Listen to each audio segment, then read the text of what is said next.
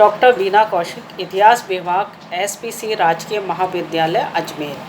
मेरा टॉपिक है इल्तुतमिश के कार्य, पार्ट सेकंड। 1210 में कुतुबुद्दीन ऐबक की मृत्यु के बाद लाहौर के तुर्क अमीरों ने उसके पुत्र आराम शाह को लाहौर की गद्दी पर बैठाया, लेकिन दिल्ली के अमीरों ने उसका विरोध किया। उन्होंने ऐबक के दामाद और बदायूं के सूबेदार इल्तुतमिश को दिल्ली का सुल्तान बनाया।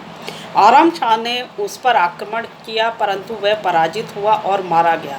इस प्रकार इल्तुतमिश अपनी योग्यता और दिल्ली के अमीरों की बदौलत दिल्ली के गद्दी पर उसने अधिकार किया।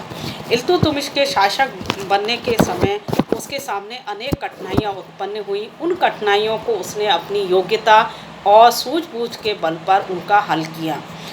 इल्तुतमिश के प्रमुख कार्य, सबसे पहला कार्य उसने किया कि विरोधी तुर्क अमीरों का दमन करना।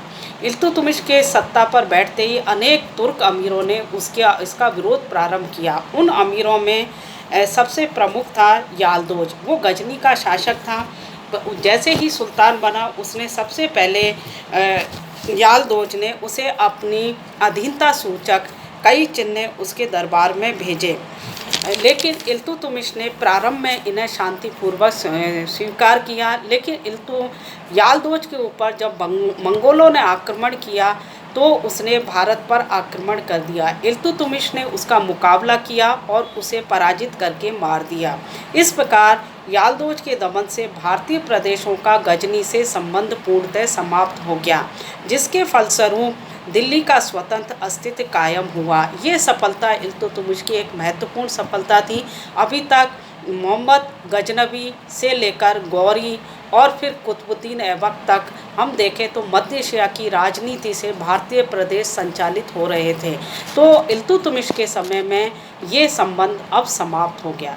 दूसरा महत्वपूर्ण जो विरोधी अमीर था वो था कुबाचा, नासिरुद्दीन कुबाचा। इल्तुतमिश के गद्दी पर बैठते ही उसने अपने आप को स्वतंत्र घोषित कर लिया था और अपने साम्राज्य को बढ़ा रहा था। तो उसने सिंध, मुल्तान, लाहौर, उच्च, पंजाब आदि प्रदेशों पर अधिकार कर लिया। इल्तुतमिश ने उस पर आक्रमण किया और उसे पराजित कर दिया। इल्तुतमिश का प्रमुख शत्रु इस प्रकार समाप्त हो गया और सभी प्रदेशों पर इल्तुतमिश का अधिकार हो गया। भारत की उत्तर पश्चिमी सीमा के महत्वपूर्ण किले भी इल्तुतमिश के अधिकार में आ गए हैं।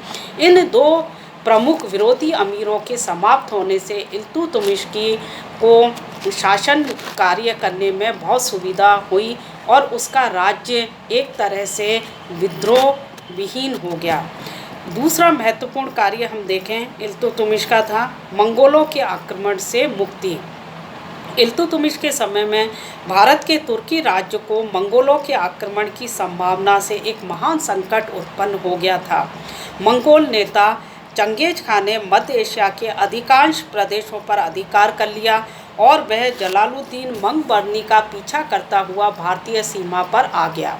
इल्तुतमिश ने चंगेज खान के विरुद्ध जलालुद्दीन को किसी भी प्रकार की सहायता नहीं दी और उसे पंजाब छोड़ने को कहा। वहाँ से जलालुद्दीन को सहायता न मिलने के कारण वो ईरान की तरफ चला गया और चंगेज खान भी भारत पर आक्रमण किए बिना उसका पीछा करता हुआ ईरान चला गया। इस कारण से हम देखें कि इल्तुतमिश की इतनी सूझबूझ और कूटनीति से उसने अपने राज्य को मंगोल के आक्रमणों से बचा लिया। यदि वह जलालुद्दीन की किसी भी प्रकार से मदद करता तो ऐसी स्थिति में चंगेज खान के आक्रमण का पूरी तरह से संभावना बन जाती थी। इल्तुतमिश का जो राज्य था वो भी समाप्त हो सकता था, लेकिन इल्तुतमिश ने अपनी कूटनीति से तुर्की राज्य को मंगोल आक्रमणों से बचा लिया।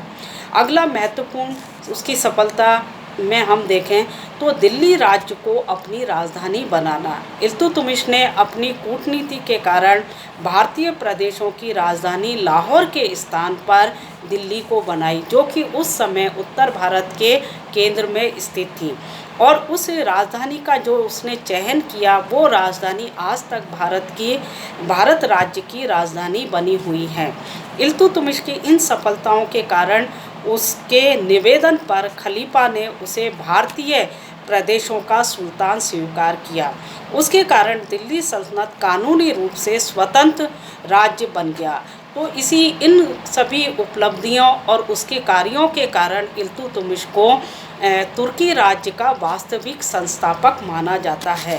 इस टॉपिक के संदर्भ में कुछ क्वेश्चन मैं आप लोगों को लिखा देती हूँ। पहला है, आरम शाह कौन था, उसका दमन किसने किया। दूसरा, इल्तुतमिश की प्रमुख सफलताओं का वर्णन कीजिए। तीसरा, चंगेज खां कौन था। चौथा, दिल्ली को राजधानी किसके द्वारा बनाया गया। धन्यवाद।